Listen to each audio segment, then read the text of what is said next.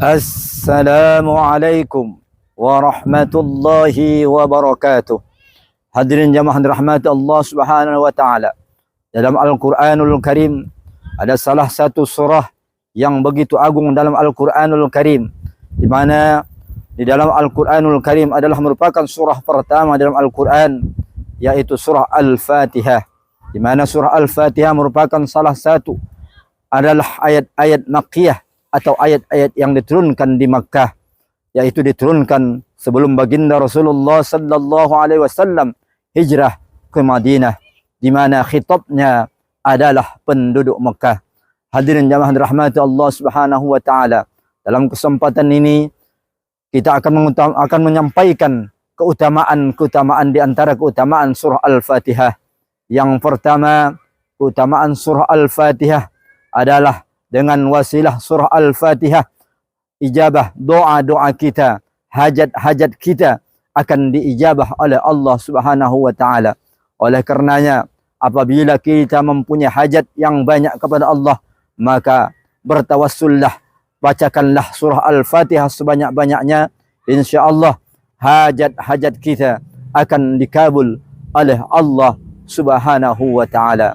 Kemudian keutamaan yang kedua, surah Al-Fatihah merupakan surah terbaik dalam Al-Quranul Karim yang belum pernah diturunkan sebelumnya kepada nabi-nabi terdahulu, baik dalam kitab Taurat maupun kitab Injil.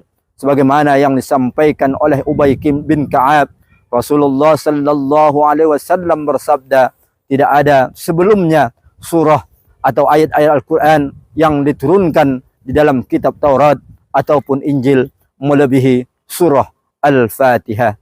Kemudian keutamaan yang ketiga, surah Al-Fatihah merupakan syifa ataupun obat, di mana dengan membacakan surah Al-Fatihah, dengan ditiupkan ke dalam segelas air, maka insyaallah penyakit-penyakit yang ada di dalam diri kita insyaallah akan diberikan kesembuhan oleh Allah Subhanahu wa taala. Wa nunazzilu minal Qur'ani ma huwa shifaa wa rahmatul lil mu'minin. Di mana Al-Quranul Karim diturunkan salah satunya adalah sebagai obat atau syifa bagi manusia.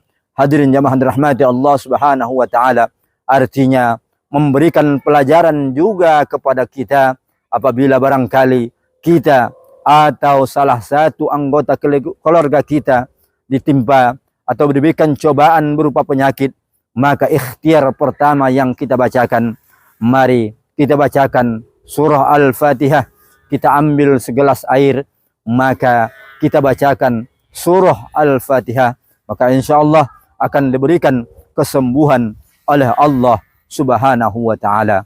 Keutamaan yang keempat dari surah Al-Fatihah adalah merupakan surah teragung dalam Al-Quranul Karim, di mana baginda Rasulullah mengatakan, aku akan mengajarkan satu surah kepadamu yang teragung dalam Al-Quranul Karim, yang dimulai dengan Alhamdulillahi Rabbil Alamin, yang merupakan pujian kepada Allah pemilik alam semesta ini.